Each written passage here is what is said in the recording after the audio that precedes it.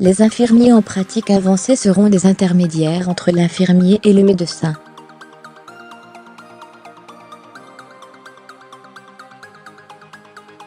Ils devront permettre une meilleure prise en charge des malades chroniques et des personnes âgées, en constante augmentation.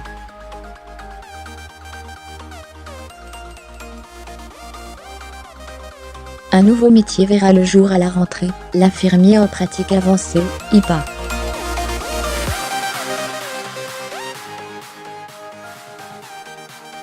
Cet expert pourra participer à la prise en charge globale des patients et épaulera le médecin.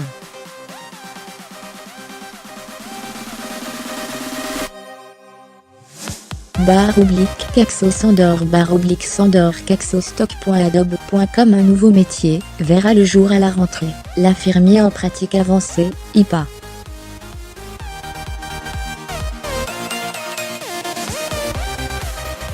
Cet expert pourra participer à la prise en charge globale des patients et épaulera le médecin.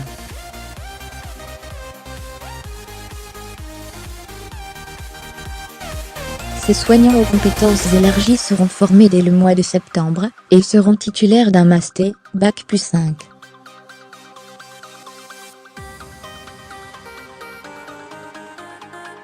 Ce statut intermédiaire entre le médecin, Bac+9, et l'infirmier diplômé d'État, Bac+3, existe déjà dans d'autres pays comme le Canada, les États-Unis ou la Grande-Bretagne.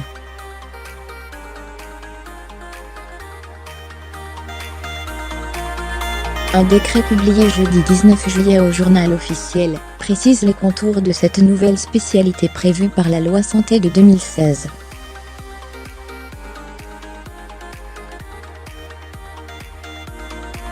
Libérer du temps pour le médecin, l'objectif du ministère de la Santé est double. D'abord améliorer la prise en charge des malades chroniques et des personnes âgées, dont le nombre ne cesse d'augmenter.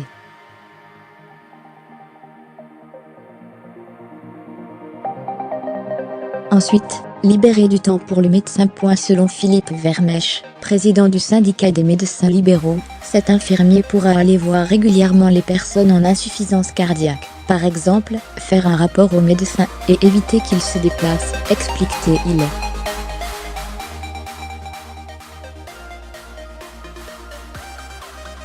L'infirmier en pratique avancée pourra prescrire des examens complémentaires, prolonger un traitement, adapter les doses d'un antidouleur, etc.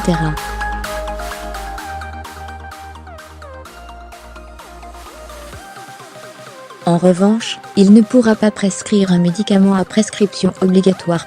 Il exercera aussi bien à l'hôpital qu'en centre de santé ou de traitement du cancer.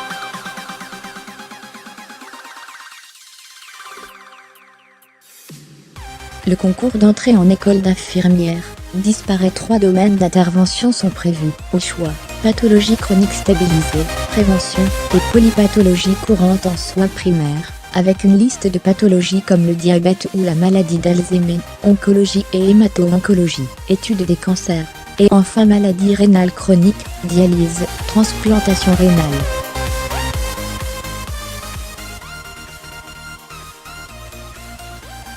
Une expérience très concluante en Île-de-France, le syndicat d'étudiants infirmiers FNESI voit dans cette nouvelle formation un premier pas important vers l'autonomie et l'émancipation de la filière infirmière.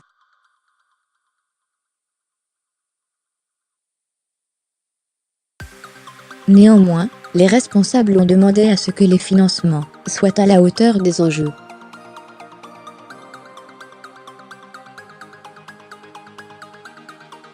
Le ministère assure que la rémunération des IPA sera supérieure à celle des infirmiers diplômés d'État.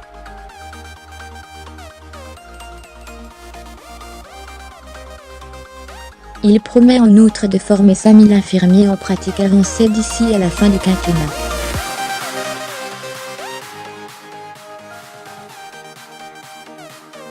La liste des universités accréditées sera publiée dans les prochains jours. 200 de ces infirmiers ont déjà exercé à titre expérimental, notamment en Île-de-France.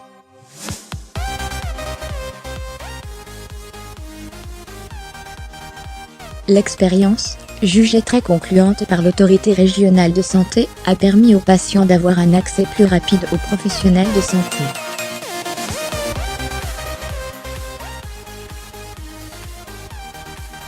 Il faudra attendre 2 ans avant de voir arriver la première vague de professionnels dans les établissements de santé.